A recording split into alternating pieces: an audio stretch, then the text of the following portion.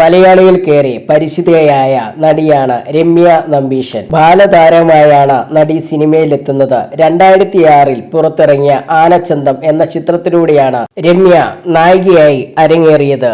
പിന്നീട് മലയാളത്തിലും തമിഴിലും തിരക്കുള്ള നടിയായി മാറാൻ രമ്യ നമ്പീശന് സാധിച്ചു.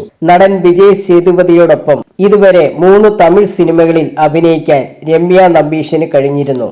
പിന്നീട് മലയാളത്തിലും തമിഴിലും തിരക്കുള്ള നടിയായി മാറാൻ രമ്യ നമ്പീശന് സാധിച്ചിരുന്നു. ഇപ്പോൾ നാനാ സിനിമ വാരിക്ക് നൽകിയ അഭിമുഖത്തിൽ വിജയ് സേതുപതിയെക്കുറിച്ച് പറയുകയാണ് നടി. അദ്ദേഹം നല്ലൊരു അഭിനയ നേതാവും വ്യക്തിയുമാണെന്നാണ് രമ്യ പറയുന്നത്.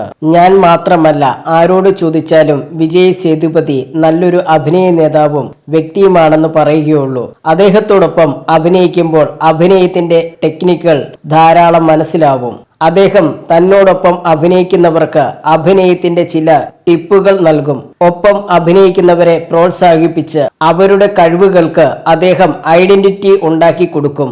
ഞങ്ങൾ തമ്മിൽ നല്ല കെമിസ്ട്രി ഉണ്ട്.